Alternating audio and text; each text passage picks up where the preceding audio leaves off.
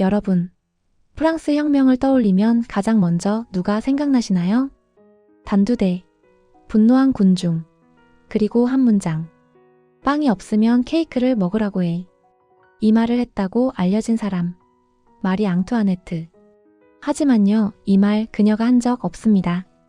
오늘은 프랑스 역사상 가장 미움받았던 왕비, 그리고 가장 오해받은 한 인간에 대해 이야기해보려 합니다. 오스트리아에서 온 14살 소녀. 마리 앙투아네트는 1755년 오스트리아 합스부르크 가문에서 태어났습니다. 그리고 단 14살의 나이에 프랑스로 시집을 오죠. 결혼 상대는 루이 16세. 이 결혼은 사랑이 아니라 정치적 동맹이었습니다. 18세기 중반까지 프랑스 부르봉 왕가와 오스트리아 합스부르크 가문은 유럽의 패권을 놓고 오랫동안 싸운 라이벌이었습니다. 그런데 1756년 오스트리아는 프로이센에 맞서야 했고 프랑스 역시 새로운 동맹이 필요했습니다. 그래서 두 나라는 싸우는 것보다 결혼으로 묵자는 선택을 합니다. 즉 프랑스 왕세자와 결혼시켜 영구적인 평화와 동맹을 확보하려는 목적이었죠. 문제는 프랑스 왕실이 그녀를 처음부터 외국인으로 바라봤다는 것. 사람들은 그녀를 이렇게 불렀죠. 오스트리아 여자. 우리 돈을 축내는 이방인. 그녀는 이미 도착하는 순간부터 미움을 안고 있었습니다. 베르사유의 황금 감옥.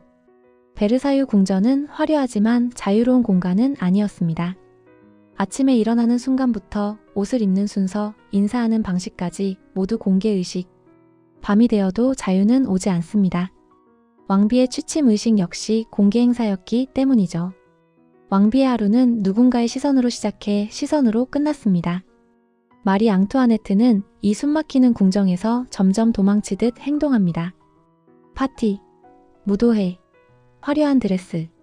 그녀의 사치는 사실 자유를 잃은 소녀의 탈출구였죠. 문제는 밖에서는 이 모든 것이 방탕함으로 보였다는 겁니다. 왕비의 촌락 그리고 결정적 오해. 그녀가 만든 공간이 하나 있습니다. 베르사유 정원 속 왕비의 촌락. 소박한 집 젖소 밀짚 모자. 사람들은 분노합니다. 굶주리는 국민 앞에서 왕비는 농가놀이를 하고 있다. 하지만 이곳은 실제 농민을 흉내내기 위한 곳이 아니라 궁정에서 도망칠 수 있는 유일한 사적인 공간이었습니다. 문제는 혁명 직전의 프랑스는 그런 해명을 들을 여유가 없었다는 거죠. 혁명의 희생양이 되다. 재정위기, 흉작, 세금. 분노는 점점 한 사람에게 향합니다. 사치스러운 왕비, 국가를 망친 여자. 마리 앙투아네트는 정치에 큰 영향력을 행사하지도 않았고 결정권자도 아니었습니다. 하지만 혁명에는 상징적인 적이 필요했죠. 그리고 그녀는 완벽한 표적이었습니다. 그리고 이 이야기. 왕 말고 다른 남자가 있었다. 이 소문은 우연히 생기지 않았습니다. 첫째, 루이 16세와의 결혼 생활이 오랫동안 불안정해 보였고, 둘째, 마리 앙투아네트는 프랑스인이 아닌 오스트리아 출신 왕비였죠. 그리고 셋째, 프랑스 혁명 직전 민중의 분노는 누군가에게 집중될 대상을 찾고 있었습니다. 왕비의 사생활은 가장 쉽고 가장 잔인한 공격 수단이었습니다. 그녀의 애인으로 가장 자주 등장하는 인물은 바로 스웨덴 귀족이자 외교관이었던 한스 악셀 폰 페르센. 그는 왕비와 오랫동안 편지를 주고받았습니다. 그래서 사람들은 말하죠. 저둘은 연인이었을 것이다. 하지만 중요한 사실 하나. 육체적 관계를 입증할 증거는 없습니다. 역사가들이 내리는 가장 신중한 결론은 이것입니다.